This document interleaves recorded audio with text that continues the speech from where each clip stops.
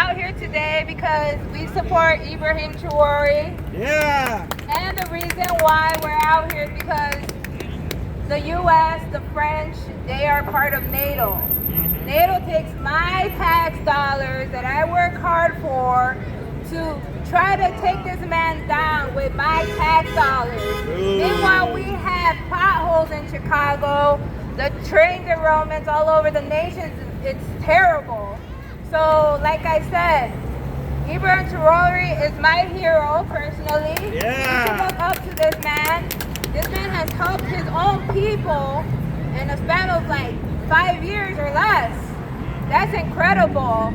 So, Ibrahim Traore, we look up to you. Yeah. Hands off Africa. Hands off Africa. Hands off Traore. Hands off Traore. Hands off Africa. Hands off Africa. Hands off Traore. Hands off Traore. And we need a government of action that fights for working families in America. Yeah. That time is coming. Yeah. That's why we're out here today, because we care about the American working class. We don't care if you're left or right. We don't care what politics you're in. As long as you know there's something wrong in our country and everything is getting worse and worse as time is getting harder, why the economic system is failing, because our leaders like Trump, Biden, they're the ones who put us in this hellhole right now, what we have in this whole country.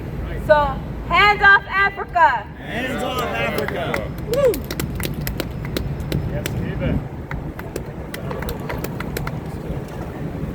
So I'd like to start with saying that all imperialism is bad imperialism. There's no such thing as good imperialism. And I'd like to dispel the myth that there were any good guys in World War I. The U.S. was not a good guy.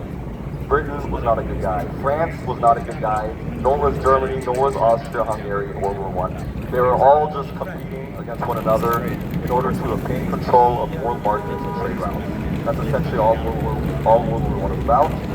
And we can see that there may be some cases in French history in which they did try to provide some form of nuclear energy to another country. For instance, in the case of Iraq, they did develop a nuclear plant. However, as soon as the U.S. stopped its feet and wished to invade the country, they stepped back, and they allowed Iraq to get destroyed by the United States, and any power plant that they built to be destroyed along with it. And but still, French bankers and French financiers still gained significant profits off of the invasion of Iraq, there's no doubt about it. And there may be certain divisions in the ruling class that may favor certain people in different instances of history, but ultimately it gets down to whether you're a force for good or a force for bad. France is not a force for good, they are a force for bad. Yep. And we need to make that clear. And they continue, even you can see in America, Western forces, the U.S. continues to promulgate colonialism within America. We've seen that, we saw the heinous attack that took place on the Uhuru House a few years back, and they were, the FBI let some drones into the house, and certain windows and doors were knocked down. People were violently abused because they don't want to see a black American in the United States develop and become independent.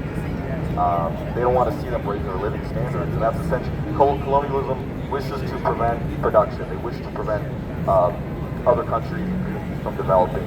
They want to see. They don't want them to achieve a higher standard of living. And Ibrahim Traore, he wants to. I don't think he's a violent individual. I mean, he doesn't want to hurt anybody. He loves the people of the world. He loves the people of Burkina Faso and America, and he wants to see the best for his continent. Yeah. And that's what I venerate most. And he's certainly a force for good, unlike the French, unlike French imperialism. Yeah, right. Very good. Go ahead.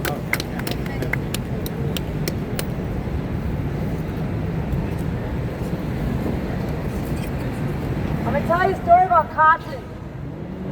Anybody wearing cotton right now? Cotton polyester, right? In Burkina Faso, their clothes are made of 100% cotton. Don Faso. I can't remember the name. Faso Don Fani. I'm sorry, I can't remember the name. They have a special name for their clothes. It's made of 100% cotton. Biodegradable cotton. Because if you have cotton polyester, it gets in the landfills, gets in the soil, the animals eat it, and it poisons the animals, and it poisons the people, poisons your food. Cotton is white gold. White gold. At one point in time, Monsanto was supplying cotton seeds to Burkina Faso. And the attempt was to prevent the insects that were devouring the cotton. But the cotton threads were shorter, so they switched to organic. And oh my God, they're gonna fail, they're gonna fail, they're gonna fail. You have to have Monsanto. Well, the cotton industry did suffer for a while. And what happens when the cotton industry fails is that hundreds of thousands of people who depend on cotton for a living don't know where to go. They stop farming cotton. Cotton is important because not only does it supply the textile industry, but the nutrients that go into the soil for the cotton stay in the soil for the next season for wheat. And if you don't have cotton, you don't have a good wheat crop the next year.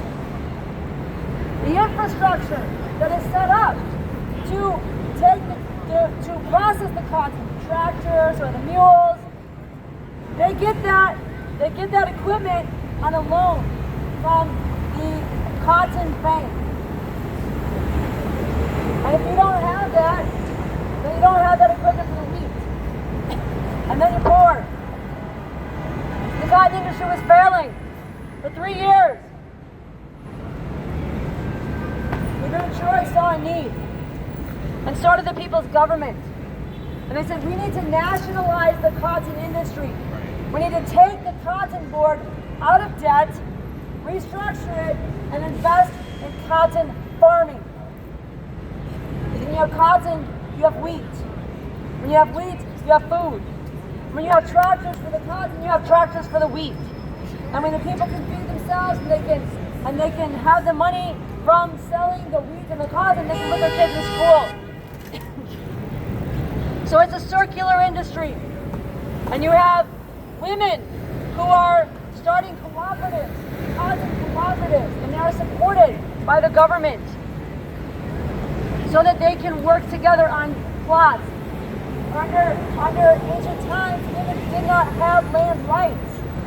But when they are able to form their own cooperatives, they're able to get land rights and have a stronger, bigger plot. They work together. And on International Women's Day 2025, on International Women's Day in 2025, Abraham Troy went to the Zongo Women's Cooperative